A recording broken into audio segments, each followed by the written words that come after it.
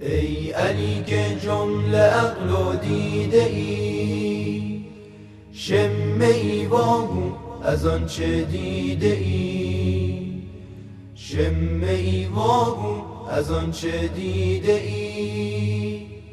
ای علی که جمله عقل و دیده ای، شمه ای واگو از آنچه دیده ای، شمه ای واگو از آنچه دیده ای.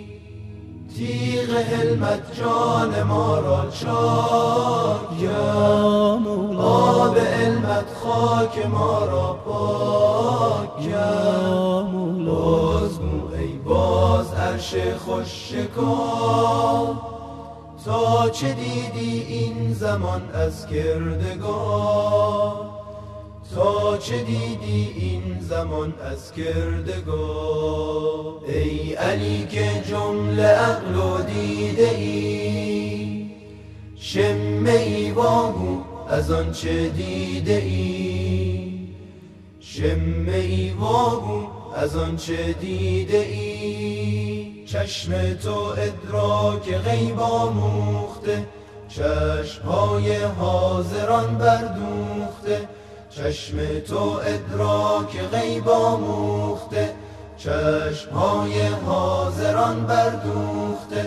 راز بگشا ای علی مرتضی، ای پس از سوء القضا حسن القضا. راز بگشا ای پس از سوء القضا حسن القضا. یا تو واگو آنچه عقلت یافته علی، یا بگویم آنچه بر من تافته است. یا تو واگو آنچه عقلت یافته است، یا بگویم آنچه بر من تافته است. چون تو بابی آن مدینه علم را، چون شعاعی آفتاب حلم را. باز باش ای باب رحمت تا ابد، باز باش ای باب رحمت تا ابد. ای علی که جمله عقل و دیده ای، شمه ای واگو از آنچه دیده ای، شمه ای واگو از آنچه دیده ای.